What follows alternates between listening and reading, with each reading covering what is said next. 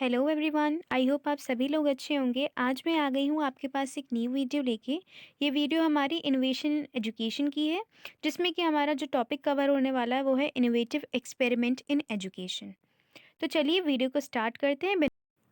Innovation does not happen in a vacuum but requires openness and interaction between system and their environment.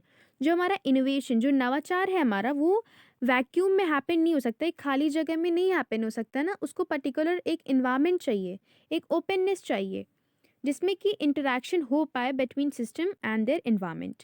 This is also very much the case for education, और same यही चीज़ जो है वो education के case में भी है।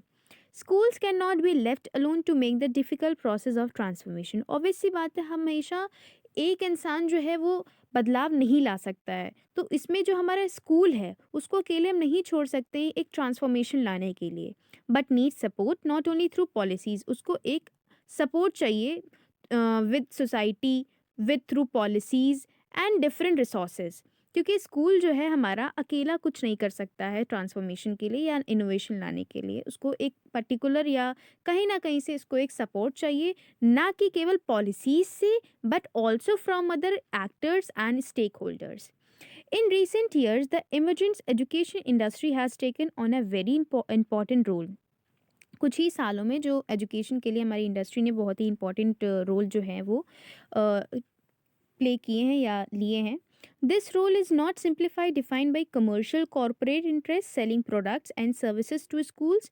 और ये रोल जो है वो define not simply defined by commercial corporate interest, जिसमें कि आपका सेलिंग प्रोडक्ट और जो सर्विसेज हैं जो कि स्कूल को क्या करी गई हैं, उनसे इंट्रोड्यूस करवाई गई हैं, but is increasingly framed into a much wider concern for genuine innovation. ये सारी जो फैसिलिटीज़ है या जो प्रोडक्ट्स जो उनको सेल किए गए, जो सर्विसेज जो स्कूल को प्रोवाइड्स की गई हैं, ये खाली जो हैं वो इसलिए नहीं की गई हैं ताकि वो एक अपना मार्केटिंग कर सके या लोगों के अंदर अवेयरनेस करवा सके। वो इसलिए भी है ताकि एक बड़े उस पे फ्रेम पे एक जेन्युइन इनोवेशन आ सके। मींस फेक इनोवेशन नहीं, एक जेन्युइन इनोवेशन, एक बड़ा सा बदलाव वो लाना चाहते हैं। सो हमारा जो इनोवेटिव एक्सपेरिमेंट में जो पहला आ जाता है हमारा बनस्थली विद्यापीठ।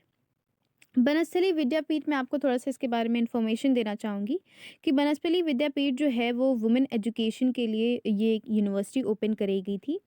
Banasthali Vidyapith was founded on October 6, 1935 by eminent freedom fighters and educationist. ये जो बनस्थली विद्यापीठ है वो 6 अक्टूबर को फाउंड की गई थी 1935 में, और by freedom fighters and educationist Hiralal Shastri and the Prime Minister of United State of Rajasthan, Ratan Shastri, decorated with Padma Bhushan by President of India and honored by Jamna Lal Bajaj Award for her service to the cause of women's education। जो हीरालाल शास्त्री जी हैं और जो रतन शास्त्री जी हैं उनको पद्म भूषण से honoured किया गया था, एंड जमनालाल बजाज अवार्ड भी इनको प्रोवाइड किया गया था for the women education. The institution is known world over for its dedication to the noble cause of women education. उस टाइम पे वुमेन एजुकेशन के लिए यूनिवर्सिटी ओपन करना, एक इंस्टीट्यूशन पर्टिकुलर बनाना बहुत ही बड़ी बात थी, क्योंकि आप जानते हो कि हमारे जो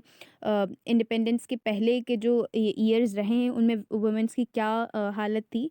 उनको ट्रीट नहीं किया जाता था as a equal citizen of our country.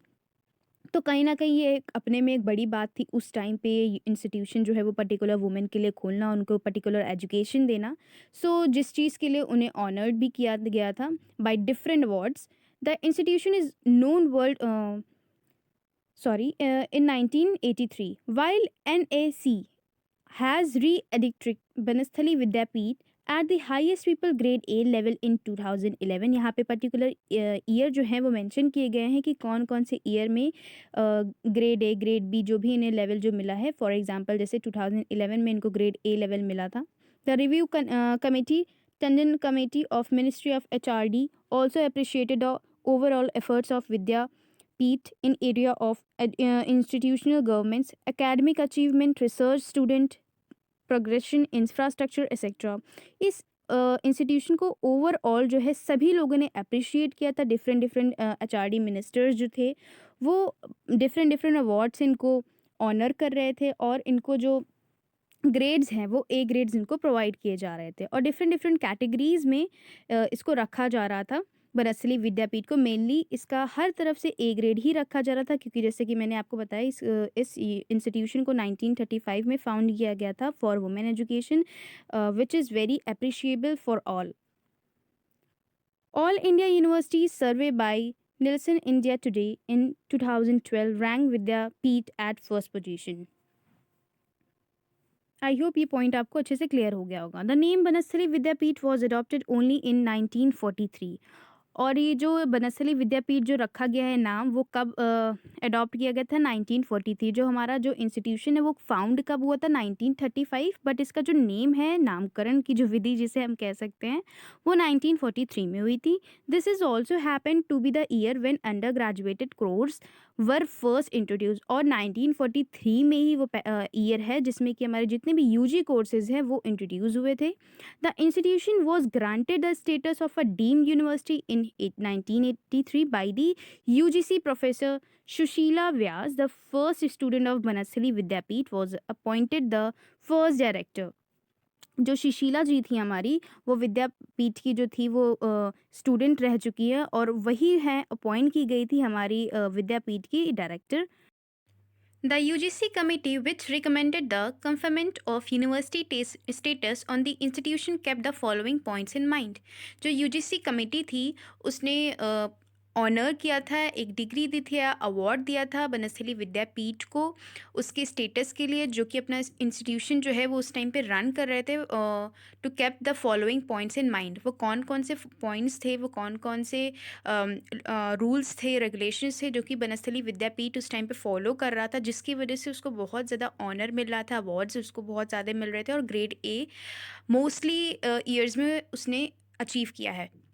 Vidyapeeth definite and viable program for restructuring courses at the UG level, and its eagerness to carry out various measures to make education more meaningful and practical. जो बनस्थली विद्यापीठ जो हमारी university थी उसने कई सारे efforts जो हैं वो यूजी कोर्सेज पे लगाए हैं या यूजी लेवल पे लगाए हैं, जिससे कि हमारा जो कोर्स है वो और ज़्यादा उसको एक डेफिनेट शेप मिल पाए और जो लोगों के अंदर जो ईगरनेस थी to make education more meaningful and practical वो निकल के आ सके।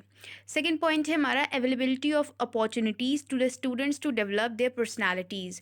और बनस्थली विद्यापीठ का एक ही मोटो था कि हम स्टूडेंट्स की पर्सनालिटीज़ को ऐसा डेवलप करें जिससे कि वो एक अपॉर्चुनिटी को ग्रैब कर पाएँ।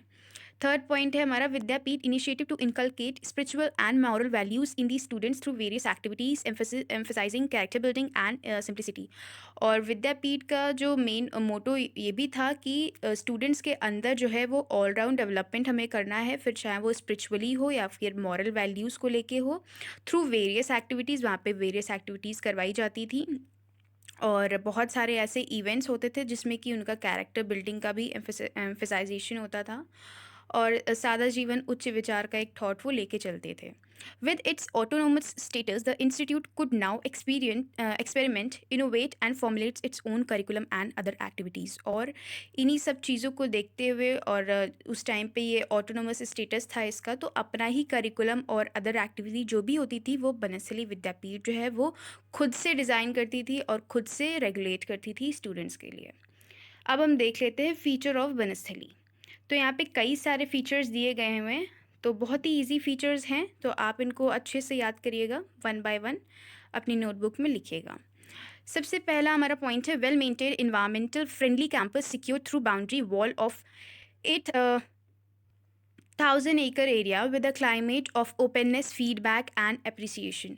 जो वहाँ का जो हमारा कैंपस था बनस्थली विद्यापीठ का वो इतने एकर्स का था, जिस एरिया में वो था, और वहाँ का जो क्लाइमेट था बहुत ही ओपननेस वाला था और जो बच्चे वहाँ पे जो पढ़ते थे उनको बहुत ज़्यादा अच्छा लगता था, फ्रीडम मिलती थी, एक इको फ्रेंडली वहाँ पे एटमॉस्फेयर था जिससे कि बच्चों का जो इंटरेस्ट है वो बना रहता था। सेकेंड पॉइंट है हमारा includes airy classrooms with full of sunlight, spacious playground, swimming pools and canteens etcetera. सर्वधर्म prayer is the part of daily routine. वहाँ पे सर्वधर्म प्रेयर जो है वो करवाई जाती थी रोज़। और एरी क्लासरूम थी, फुल वेंटिलेशन था प्रॉपर सनलाइट आती थी और बड़ा सा प्लेग्राउंड था जिसमें कि स्विमिंग पूल भी था और कैंटीन भी थी और वेरियस एक्टिविटीज़ परफॉर्म करने के लिए इवेंट्स भी लॉन्च किए जाते थे। थर्ड पॉइंट है हमारा hostel a home away from home where one gets parental protection, motherly affection and fraternal love with supervise study and a faith in Indian culture call up a special stress. और वहाँ पे hostel की भी facility जो है वो provide करवाई जाती थी स्टूडेंट्स को, जिसमें बच्चों को ये फील नहीं होता था कि वो बाहर रह रहे हैं, उनको घर जैसा पूरा ट्रीटमेंट दिया जाता था, उनको मदरली अफेक्शन के जैसा प्यार दिया जाता था, उनको पूरे प्रॉपर एक फैसिलिटी प्रोवाइड करवाई जाती थी, किसी भी तरीके से उन्हें दिक्कत नहीं होने दिया जाता था स्टूडेंट्स को। बहुत ही आराम से वहाँ पे वो रहते थे और अपने वहाँ पे रह के अपने स्टडीज़ को कंटिन्यू करते थे। Accommodates students from all over India and overseas. और यहाँ पे बनस्थली विद्यापीठ में ऑल ओवर इंडिया के स्टूडेंट्स आते थे पढ़ने के लिए, क्योंकि उस टाइम पे एक ऐसी इकलौती यूनिवर्सिटी थी जो कि वुमेन एजुकेशन के लिए बनाई गई थी। अ कंप्यूटर फिफ्थ पॉइंट है हमारा computer aided teaching with a high tech computer lab apart from all other laboratories like physics, chemistry, bio science, home science etcetera. जैसे कि आप देखते हो कि हमारे स्कूल में हमारे फिजिक्स की लेबोरेटरी होती है, केमिस्ट्री की होती है, बायोलॉजी का लैब होता है, कंप्यूटर का लैब होता है। तो ऐसे ही यहाँ पे बनस्थली विद्यापीठ में भी था कि यहाँ पे प्रॉपर जो लेबोरेटरीज़ थी, जैसे कि फिजिक्स, केमिस्ट्री, मैथ्स की, वैसे ही हमारा एक प्रॉपर जो लैब था वो कंप्यूटर का वो भी था, जिसमें स्टूडेंट्स को हमारे कंप्यूटर से रिलेटेड, जो टेक्नोलॉजी से रिलेटेड जो है वो एजुकेशन प्रोवाइड की जाती थी। सिक्स पॉइंट है हमारा British council sponsor training program for young learners is part of school curriculum.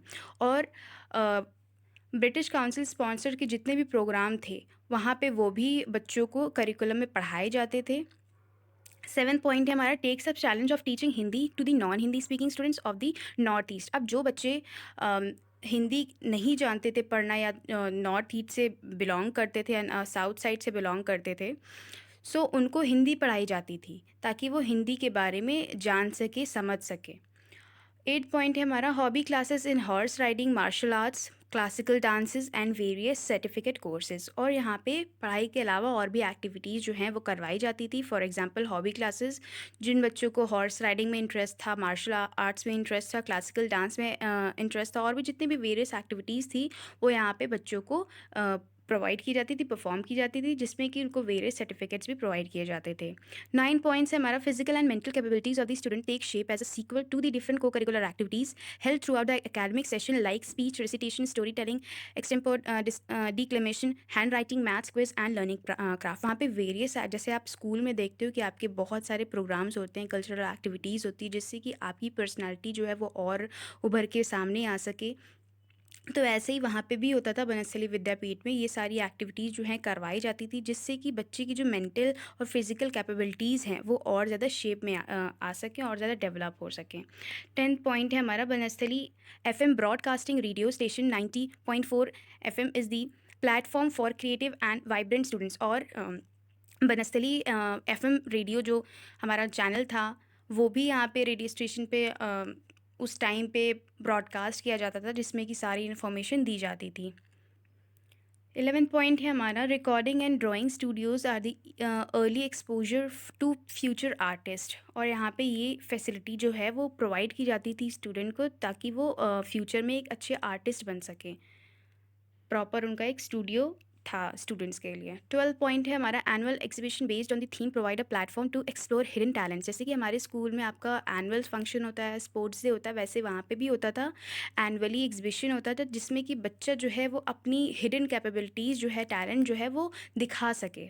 13 point है हमारा celebration of festivals and fairs like Gandhi Jayanti, independence day, republic day. और वहाँ पे सारे फेस्टिवल जो हैं वो सेलिब्रेट किए जाते थे, चाहे वो हिंदू से रिलेटेड हो, रिलीजन से रिलेटेड हो, या हमारे मुस्लिम रिलीजन से रिलेटेड हो। वहाँ पे कोई भी कास्ट के बेस पे डिस्क्रिमिनेशन नहीं होता था। सारे फेस्टिवल जो है वो सेलिब्रेट किए जाते थे, चाहे वो गांधी जयंती हो, चाहे वो गुरु नानक जयंती हो, चाहे वो दुर्गा पूजा हो, चाहे वो क्रिसमस हो, चाहे वो बसंत पंचमी हो। 14 पॉइंट है हमारा तमतोला बुलबुल girl guides inspire student towards national unity and integrity. और वहाँ पे स्टूडेंट्स को इंस्पायर किया जाता था और इन्फॉर्मेशन दी जाती थी towards national unity and integrity. 15 point है हमारा school student band training is the asset of Banasthali. और स्कूल ट्रेनिंग, बैंड ट्रेनिंग जो था वो मेन एसेस था बनस्थली का। 16 पॉइंट है हमारा, eco club comprising of plantation and cleanliness of surroundings is a regular outdoor activity. और वहाँ पे जो हमारी आपने पहला ही पॉइंट आपने देखा था कि वहाँ पे 8,000 एकड़ का हमारे एरिया में वो डेवलप हुई है, तो वहाँ पे प्लांटेशन की भी बहुत ज़्यादा जो फैसिलिटी थी, जो एनवायरनमेंट था इको फ्रेंडली था, जिससे कि बच्चों को जो है वो प्लांटेशन से रिलेटेड या क्लेनिनेस से रिलेटेड जो है इन्फॉर्मेशन दी जाती थी और पर्टिकुलर एक्टिविटी जो है वो रखी जाती थी ताकि स्टूडेंट्स उसमें अच्छे से परफॉर्म कर पाएँ। 17 पॉइंट है हमारा, participation in the state and national level competition like art, essays, slogans and sports bring laurel to the school, also receives elite honour by getting medal. जैसे कि आप लोग कॉलेज में या स्कूल में परफॉर्म करते हो स्टेट लेवल पे या नेशनल लेवल पे डिफरेंट डिफरेंट कॉम्पिटिशन्स में, सो आपको ऑनर मिलता है या सर्टिफिकेट मिलता है, ट्रॉफ़ी मिलती, तो ऐसे ही वहाँ पे भी ये सेम चीज़ होती थी। वहाँ पे भी ये सारे इवेंट जो हैं वो ऑर्गेनाइज़ करवाए जाते थे और स्टूडेंट्स को ऑनर किया जाता था बाय डिफरेंट मिनिस्टर्स और टीचर्स। 18 पॉइंट्स है हमारा, sport club include basketball, handball, hockey, badminton, table tennis and swimming as well. और ये सारी जो स्पोर्ट्स क्लब की जो एक्टिविटी थी ये भी बच्चों को प्रोवाइड की जाती थी। 19 पॉइंट है हमारा, students develop their writing skill by publishing their articles, poems and stories in the school magazine and get themself establish in the field of literature. और वहाँ पे बच्चों को ये भी सिखाया जाता था कि कैसे क्या आप अपनी राइटिंग स्किल्स को डेवलप कर सकते हो और ज़्यादा उनको चांस दिया जाता था कि अपने जो टैलेंट है वो स्कूल मैगजीन में आप दिखा सको by giving articles, by giving poems और स्टोरीज़। जैसे कि आप स्कूल में आप पूरा परफॉर्म करते हो ना as a personality, same steps जो है वहीं पे वो फॉलो किए जाते थे इन 1943। आई होप ये पॉइंट्स आपको क्लियर हो गए होंगे सारे। यहाँ पे बनस्थली फीचर्स जो थे 19 थे, अगर आपको 19 के 19 याद है तो आप ये सारे लिख सकते हो, अदरवाइज़ आपको जो जो पॉइंट ईजी लगे आप वो 10 to 15 पॉइंट्स आप लिख लेना, जिससे कि आपको बहुत अच्छे मार्क्स मिल सके। अब हम यहाँ पे देख लेते हैं 5 फोल्ड एजुकेशन इन बनस्थली। हमारे 5 फोल्ड एजुकेशन जो है बनस्थली की क्या है, तो सबसे पहला हमारा physical, practical, aesthetic, moral and intellectual. One by one हम इनको डिस्कस करते हैं। Over the 75 years, the Vidyapith has developed into a national center for women's education. 75 साल से भी ज़्यादा जो है वो विद्यापीठ ने अपना एक नेशनल सेंटर बना लिया था, किसके लिए? वुमेन एजुकेशन के लिए, क्योंकि मैंने बताया उस टाइम पे इकलौता इंस्टीट्यूशन था जो कि वुमेन एजुकेशन प्रोवाइड करता था वुमेंस को। To achieve the objective of synthesis of spiritual value and scientific achievement of the East and the West, it has evolve a 5-fold educational programme, पंचमुखी शिक्षा जिसे हम कहते हैं हिंदी में, कंप्राइजिंग द फॉलोइंग एक्सपेक्ट। कौन सी वो पंचमुखी शिक्षा है, चलिए देखते हैं। Physical, under physical education program various activities like parade, martial arts, shooting, riding, flying, girl guiding, bulbul. जैसे कि मैंने आपको बताया कि वहाँ पे सारे जो इवेंट्स है वो ऑर्गेनाइज़ किए जाते थे स्टूडेंट्स के लिए, जिससे कि उनका ऑलराउंड डेवलपमेंट हो पाए, ना कि मेंटली बल्कि फिजिकली भी। तो ये सारी एक्टिविटीज़ जो हैं वो उनको परफॉर्म की जाती थी, जिससे कि उनका जो फिजिकल डेवलपमेंट है वो होता था। आउटडोर एक्टिविटी जितनी भी होती थी वहाँ पे वो उनको सिखाई जाती थी। और स्पोर्ट्स डे भी रखा जाता था, जिसमें कि वेरियस इवेंट्स, यहाँ पे वेरियस गेम्स जो हैं वो सिखाए जाते थे और बच्चे इसमें बहुत अच्छा परफॉर्म करते थे और उनको पर्टिकुलर सर्टिफिकेट्स भी मिलते थे, मेडल्स भी मिलते थे for performing in various activities. Second point है हमारा प्रैक्टिकल। अंडर प्रैक्टिकल एजुकेशन, संगरी, paintings and dyeing, battery, bandhej, tailoring, embroidery. Practical में आपको देख सकते हो कि वहाँ पे होम साइंस की जो नॉलेज है वो दी जाती थी स्टूडेंट्स को, और एम्ब्रॉयडरी से रिलेटेड जो थी वो भी यहाँ पे एजुकेशन दी जाती थी। मींस प्रैक्टिकल नॉलेज जितनी भी थी, चाहे वो हमारी कुकिंग से रिलेटेड हो, चाहे वो क्राफ्ट से रिलेटेड हो, चाहे वो पेपर मैथ से रिलेटेड हो या म्यूज़िक से रिलेटेड हो, वो सारी जो है वो यहाँ पे दी जाती थी। थर्ड पॉइंट है हमारा aesthetic. After music and painting up to class 5 a student can choose either music or painting. Class 5 के बाद में ये स्टूडेंट के ऊपर था, या तो वो म्यूज़िक ले या तो वो पेंटिंग ले, उसके इंटरेस्ट के ऊपर है। अगर बच्चे को म्यूज़िक लेना तो डेफिनेटली वो म्यूज़िक ले सकता है, अगर बच्चे को पेंटिंग या आर्ट में इंटरेस्ट है तो वो पेंटिंग ले सकता है।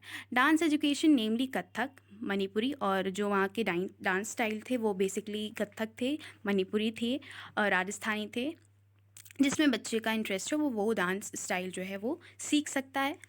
और integral part of art education we have a full fledged orchestra of classical instrumental music, और वहाँ पे full fledged orchestra of classical instrumental music जो है वो प्रोवाइड किया जाता था for dance education. Fourth point है हमारा moral.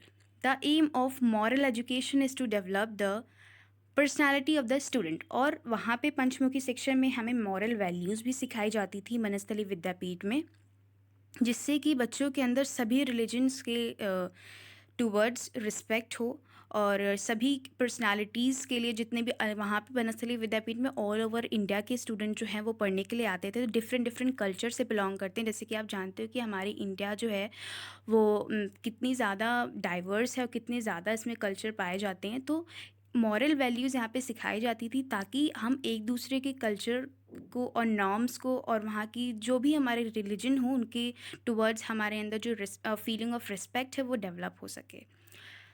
So, respect for all the religion by means of collecting prayers and weekly talk by guest speakers based on moral stories and regular features। और वहाँ पे weekly कह लो या monthly कह लो या जो भी इवेंट्स होते थे, तो वहाँ पे ये मॉरल स्टोरीज़ जो हैं वो बताई जाती थी एज अ बाय गेस्ट और स्पीकर्स, जिससे कि बच्चों के अंदर जो है वो फीलिंग ऑफ सिंपैथी या फीलिंग ऑफ एम्पैथी डेवलप होती थी towards various religion, towards various students. The unique feature of imparting moral education is through morning and evening prayers held by relay system, which includes Ramayan path, recitation of mantras from Vedas, shloks from Gita, preaching from Quran, and Guru Granth Sahib along with bhajans, as we strongly believe in सर्व धर्म सामान्य। बनस्थली विद्यापीठ का यही मानना था कि सारे धर्म यहाँ पे हमारे समान हैं, यहाँ पे कोई भी किसी तरीके का डिस्क्रिमिनेशन नहीं होगा। सभी रिलीजन को यहाँ पे इक्वालिटी दी जाएगी, मान्यता दी जाएगी। और वहाँ पे ये नहीं था कि हम कुरान ही सिर्फ बच्चों को पढ़ा रहे हैं, वहाँ पे गीता वही पढ़ाई जाती थी, वहाँ पे श्लोक्स भी बताए जाते थे स्टूडेंट्स को, वहाँ पे वेदास के बारे में भी नॉलेज दी जाती थी, और वहाँ पे गुरु ग्रंथ साहिब के बारे में भी जितने भी उनके भजन्स वगैरह थे वो भी वहाँ पे परफॉर्म किए जाते थे, जिससे कि बच्चों को नॉलेज मिल सके और वो सीख सके। तो यहाँ पे सारे जो रिलीजन्स थे, जो हमारे 4 रिलीजन्स है या अपार्ट फ्रॉम 4 रिलीजन्स, तो यहाँ पे सभी जो डिफरेंट डिफरेंट रिलीजन्स के जो भजन्स, जो श्लोक्स वगैरह थे वहाँ पे वो करवाए जाते थे, जिससे कि मॉरल वैल्यूज जो हैं वो स्टूडेंट्स के अंदर इनकलकेट हो पाएँ। फिफ्थ पॉइंट है हमारा intellectual.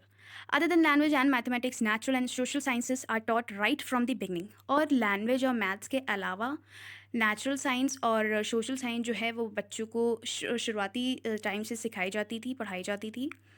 Knowledge of world history also occupies a key position in the teaching of history. और वहाँ पे वर्ल्ड हिस्ट्री के बारे में भी नॉलेज दी जाती थी बच्चों को, क्योंकि it also occupies a key position in the teaching of history. एक बहुत ही बड़ा अहम रोल हमारा वर्ल्ड हिस्ट्री जो है वो परफॉर्म करती है हिस्ट्री में।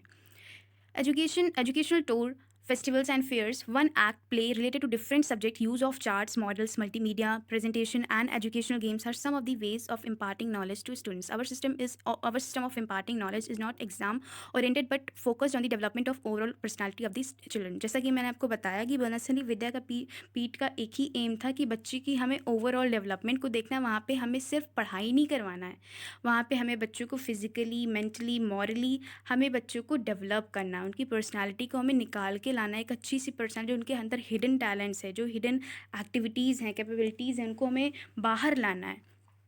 तो ये सारे डिफरेंट डिफरेंट प्रोग्राम्स जो हैं वो वहाँ पे ऑर्गेनाइज़ किए जाते थे, different different events, different different activity, जिससे कि बच्चे जो हैं वो विदाउट एनी हेजिटेशन वहाँ पे परफॉर्म कर सकें और अपने हिडन टैलेंट्स को वहाँ पे दिखा सकें।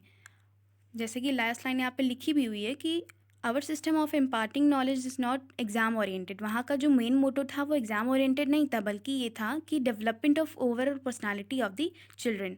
आई होप ये वीडियो आपके लिए बहुत हेल्पफुल रही होगी। वीडियो अच्छी लगे तो लाइक कमेंट शेयर ज़रूर से करिएगा। यह हमारा रहा बनस्थली विद्यापीठ। इसके सारे ही पॉइंट्स बहुत ही इंपॉर्टेंट हैं, तो इनको आप अच्छे से नोटबुक में अपने लिखिएगा। वीडियो अच्छी लगे तो लाइक कमेंट शेयर ज़रूर से करिएगा, अपने दोस्तों के साथ बहुत सारा शेयर करिएगा। Thanks for the watching this video.